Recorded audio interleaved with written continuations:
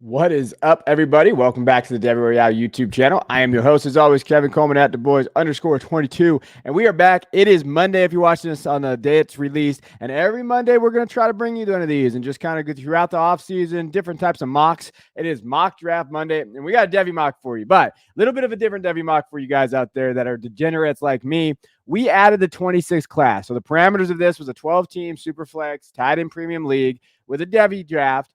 5 rounds. I'm going to go deep for you guys, but we added the 26 class and we got rid of the 23 class, excluding some guys. So there's some guys that we said, hey, we don't know if they're going to come back or not. You go ahead and take them there. But we added the 26 class. So Malachi Nelson, we're talking about Zachariah Branch, Donnie Moore. We're going to highlight some of these players that got drafted in this video, and I'm going to go show you a little bit of film and some fun with them on their huddle. So I would stick around, find out where they're at. So let's dive into it. First round, not a ton of surprises in these ones, so I just want to show you. Now, you're not seeing things. What I did to help you adjust your, what class are they in, I added their class now. So Caleb Williams for next season is going to be a junior. So when you're going through this mock, what I try to do is show you guys what they are, right? So, okay, all right. So Xavier Ward is going to be a junior next year. So you can kind of figure out the class, right? So not a ton of surprises here. Travion Henderson's still going out the 103. I think that's just perceived value and where he's at. I don't hate it because I like Henderson. I think he's really good.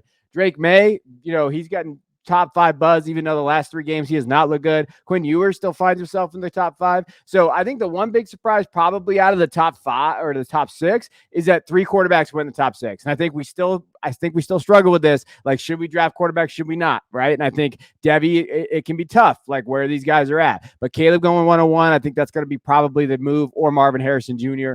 Those 2 guys seem pretty locked in at their spots. Now, in the second part of the first round, Kate Klubnik is the first freshman off the board from this year. That's going to be a sophomore. And he looked good yesterday in the conference championship game for Clemson. He's going to be the QB1 going forward there. DJU is probably going to transfer out. 6'2", 195. He's looked good.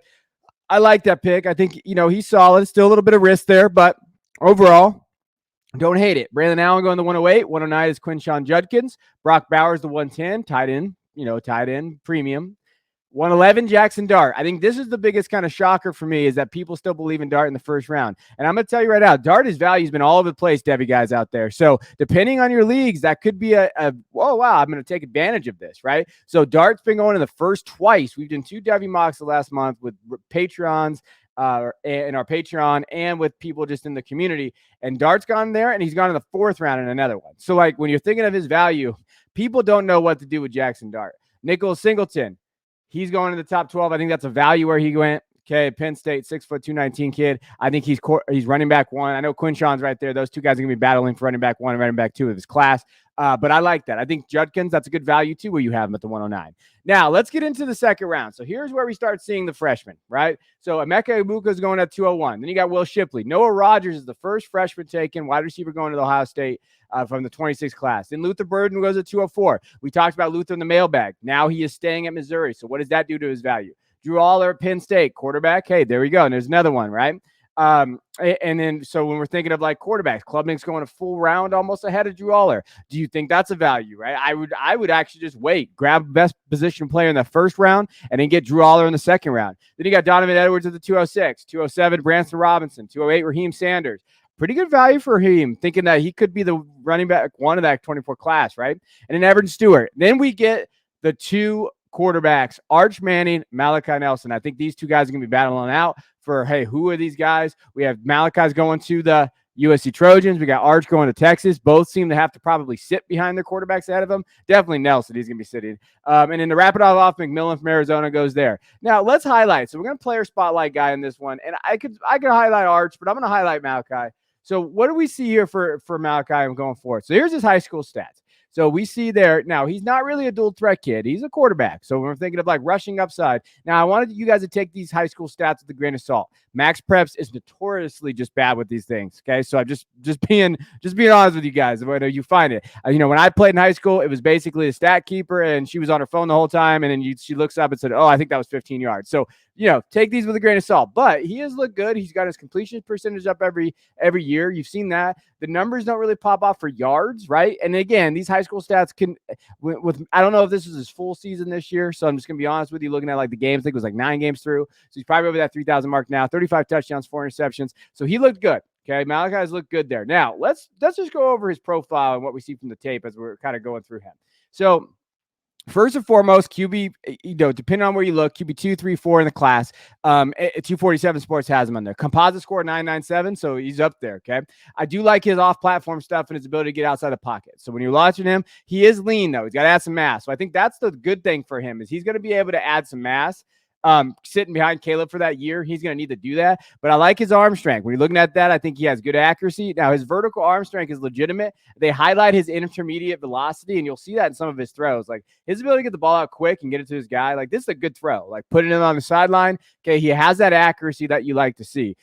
He can move a little bit. Like when you're watching him move, like it's not like he's slow. It's not like he's gonna able to do that. Okay, but he does have that. Again, another good throw here, like on the money, on the run, like that's perfect where his receiver goes. So that's what they're talking about when it flashes like his vertical arm strength, right? Like I think that when you talk about him, like, and you're looking at all the stuff, you're looking at the Elite 11 highlights, everything that he's done. They talked about him being the best pure passer, and we did this. So if you're on our Patreon, me and Christian Williams, we dived into the quarterback class already. We've already watched a lot of these guys, and we kind of gave our top 10 and talked about some sleepers and stuff. And I think the one thing that stood out for me after just watching his tape, like I have been, and me and Christian talking about him, is that he's one of the best pure passers, like arm strength wise, like elite arm talent.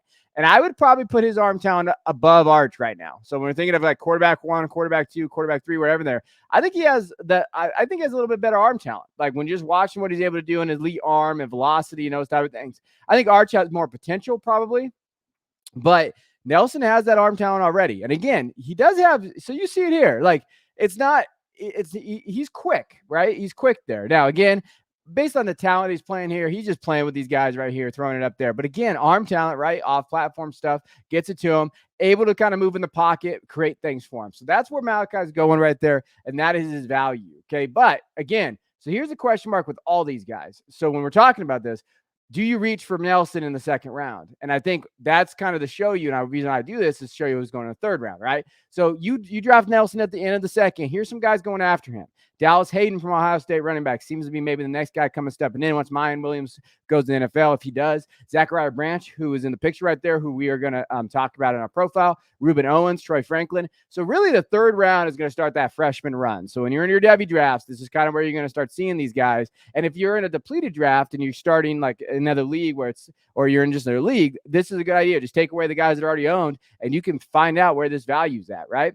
Brandon Ennis from Ohio State, if he goes there. Now, again, I want to say, right now is they're projected. Signing day hasn't come yet. A lot of these guys may flip, so just know that like we haven't gotten there yet. Then you go through. Now, the one guy I'm going to highlight, Anthony Richardson, we allowed that to be drafted because we don't know what he's going to do. I think he's going to leave, but that's just one of those ones where, hey, he could come back, he could not, right? Barry and Brown, we highlighted them on the channel. Antonio Williams, those guys are going back and back. Right there, Mario Williams. I think I would rather have Barry Brown and Antonio Williams ahead of Mario Williams, just based on upside. Then we have Eli Holstein from Alabama, true freshman coming in. Devin Neal at the 311, Jaden Ott at the 312. Like I like those two value picks there. Now, the kid we are going to highlight, the player spotlight, is Zachariah Branch. Branch is going to USC as of right now. And when you're looking at just his tape and what he's able to do, like wide receiver 1, right? 5'10", 172, a little bit on the smaller side. Everybody's going to comp this kid to Tyreek Hill. Every single person. Now, as far as stats go, what he's able to do, he's at 1,000 yards in 2021, 14 touchdowns. His yard per reception is some of the best I've seen, just when he was able to do and what he was able to accomplish. He is one of the best kickoff return and punt return guys, specialists. You're going to see that. We're going to highlight that on here on his game tape. But he is one of the best when you're talking about what he can do with the football, right? I do have some question marks. I've talked about him in the Patreon and the Discord and stuff about some things I'd like to see him work on. And I think it's just nuanced stuff. Like, hey, he played at Bishop. He's going to have those games where we have this, but he's going to be a value immediately for USC in the punt and kickoff return. So if you're talking college fantasy and C2C, there's not a better guy that you could draft. Like in terms of just, hey, he's going to score points for them. And I think that's one area of explosiveness that they've kind of lacked in the season when we watch USC. And I think he's going to be like, he'll walk on and be USC's probably best playmaker. Like just thinking of them, they got Relique and those guys there, but Branch is at a different level. And with this offense, you got to love that, right? And this is the things he's going to do. Like they just got the ball in their hands. And I think we're going to, and this is where I get to where I was talking to the Patreon about like, hey, I'm a little worried about some of the things I'm seeing from him, but if he can develop and has that ceiling that you like to see, right? Like if he's not that good, like when we're talking about just as a route runner, those things, like as a player, he is. He's very good. There's a reason why he's wide receiver one. If they could coach it into him, and USC is probably a pretty good spot for that in terms of their wide receiver room and what they've been able to do, like that's what we're talking about here. But you'll notice a lot of these highlights are him kickoff return, punt return, sweeps, jet sweeps, like not a ton of wide receiver moves, but he can do that. He does create separation and get open. But he's just an athlete, bubble screens, those type of things. And he's now, this is what I love about him. He's probably pretty self-aware of what he is as a receiver, and going to USC is where you like to see him go, right? Just because they're going to be able to get their guys open in space. They're going to highlight his strengths, his weaknesses, and everything there. And I just see their offense in this Bishop Gorman offense, right? Like, and I do think he has good hand-eye coordination. Like he's able to kind of get through his routes and he's able to find the ball, track the ball really well, but he's got elite speed. Like, and that's what people are going to love about him. Now, there's little nuanced things that he's going to change, but I do think that's there. And I think in the third round, that's a pretty good value. Like if you're getting him, you're thinking like where Luther and Evan Stewart and those guys went last year. Third round is a pretty good value there. Now let's get to the fourth round. Katron Allen, running back from Penn State. Connor Wiegman, Texas A&M. I think that's a really good pick out there. Jatavian Sanders, great pick. So for me, when we're highlighting this and talking about this, and we're like, all right, where are these guys going? I love the Jatavian Sanders in the fourth round as a high upside pick because I think he could be tight end 1 or tight end 2 of his class. And yes, he plays with Brock Bowers and those guys. But based on physical upside, we're seeing Darnell Washington get top 50 buzz. What is Jatavian Sanders' buzz going to be? Dante Moore, who we're going to highlight, Chris Marshall, Kendall Milton, Jaden Blue, Ja'Cory Brooks, Damian Martinez, Richard Young, Cedric Baxter, and Matthew Golden. What we're starting to see here is basically Young take a shot in some young guys or some retread guys like Milton and Brooks and hope they hit again, right? Get that breakout that we've been looking for. Now, we're going to player spotlight Dante Moore. Dante Moore is currently going to Oregon, but there's some rumors out there Michigan State is getting there. Like Michigan State's starting to sleep up the board. So there is something to watch as we get into like the highlights and the tape for him. Michigan State is there. Now, I'm going to tell you right now, Dante, when we were talking about him on the Patreon episode of the podcast, I was like, hey, I like him. He does everything very well. I don't know if he's elite at anything, but then I went back and started watching a little bit more because Christian Williams is really high on him. He really liked him. And I'm like, hey, you know what? What do we see from Dante? Like, what are we watching here and going through here? So when you watch him here, good ball placement. Okay. He has really, really good mechanics. And I think the one thing that I highlighted from him when I was watching him, he's played varsity since his freshman year. And started. So he's seen this. He's improved every single time, every year. Like when you're watching through the tape. So I went back and watched his freshman, sophomore, junior, senior year tape. And I kind of went through this, and that's my progress. And I grade him based on that. Man, he's very polished. He doesn't get rattled because he's already seen it, right? Like he's going to come in as one of the most polished, mature prospects that I've seen. He takes hits. He stands in the pocket. Other things some young quarterbacks will do is they just run first chance of like any type of like pressure. He doesn't do that. He stays in there, able to get on the run, takes what the defense gives him. Very, very polished there. Now, has good arm strength. I don't know about elite, but does get the ball to where it needs to be, right? And very good velocity, very good accuracy. You'll see it here, able to get the ball on the receiver. Like, these are the things that you really like from him. I mean, he's a pretty solid athlete, too. Not a ton of design runs and those type of things, but he can do it. He can get out there. I think his physical traits are good. I think with Dante and what people are going to highlight the most is his intangibles. So when we think of like as a quarterback, what we can't, and this is a hell of a throw right here, back shoulder throw. I want to highlight that one again because then when I watch this, stands in the pocket, a little bit of pressure, okay, gets it through, gets knocked, back shoulder throw to his receiver. That's a college and that's an NFL throw. Okay. Again, takes a freaking shot there, able to get it out. Like Dante is someone who I'm just infatuated with in terms of his physical traits. I think when you're looking at him, he's going to work extremely hard. He's going to be that multi-year college guy where he comes in. I like the Oregon if Bo Nix leaves. I think Dante could literally start right day one because of that. Michigan State, I think he could compete for that job and maybe start. So where does he want to go? I think it really highlights him. I would love for him to go to Oregon because I think Oregon highlights his strengths a little bit more in terms of just who he is as a passer, right? So when we're talking about that, like that's what highlights him as a passer is there. But I just keep in mind, like Dante sets himself apart. So I just want to highlight him for, just a second and just talk about him in terms of like the quarterback class. Arch is going to get all the love, and you're taking Arch in that second round, right? The risk of Devy quarterbacks is so high. Like we've talked about this on the show. We've talked about this in the space. I've talked about this on the Patreon. The risk of Devy quarterbacks is so high that if you're going to take a guy like Arch or these guys in that spot, like you're taking them in that, whatever the case may be, let's say into the second, like we did this. Okay. and he doesn't pan out, you really put your Devy team behind the mark. Okay. And now quarterbacks will hold value for about a year or two. So you maybe can get out of it if he doesn't start or whatever.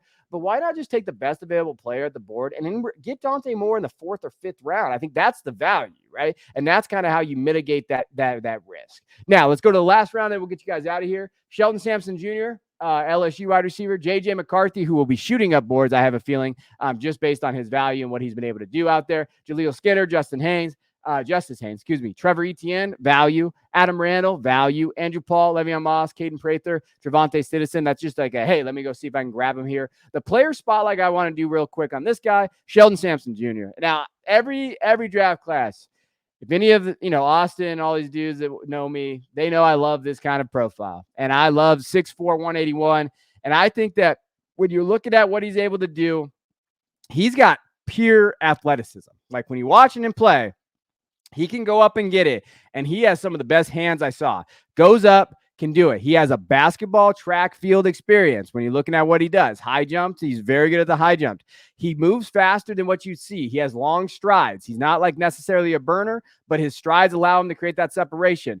There, burn, turns the corner, and he's gone. That is speed at 6'4", right? Big catch radius, goes up and gets these things, shows awareness when he needs to do it. Really good goal line fade stuff when he's talking about what he ever does.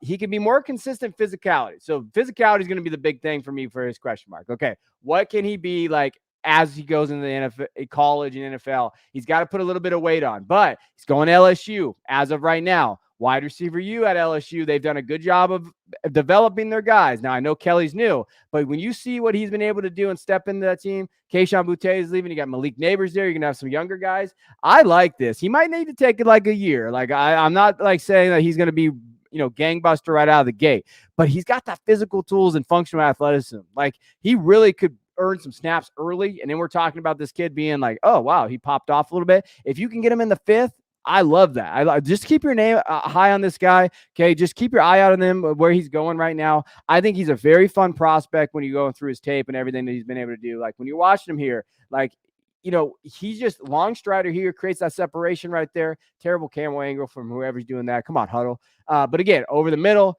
able to get it to him. And when he gets it, not a lot of guys can catch him. He's going to break it there. So biggest concern though is that size. Okay, can he put a little bit of muscle mass on that frame before we get into it, and we'll go from there. So that is the Devy mocks that we put together. So thank you everybody that joined me. Let me go through all the rounds real quick so you can see it again. First round, there's the top 6. Second round is the bottom 6. Here, or first round, second. Second round. Here you go. Here's all top. Third round, 4th round, and 5th round. So appreciate you guys. Hit that like and subscribe button. Think about joining our Patreon. We do these all the time. We also do special podcasts for these guys. We're gonna be breaking down the running back class here pretty soon. I hope you enjoyed it. I hope that you hit that like and subscribe button and let us know how we're doing. I appreciate you guys.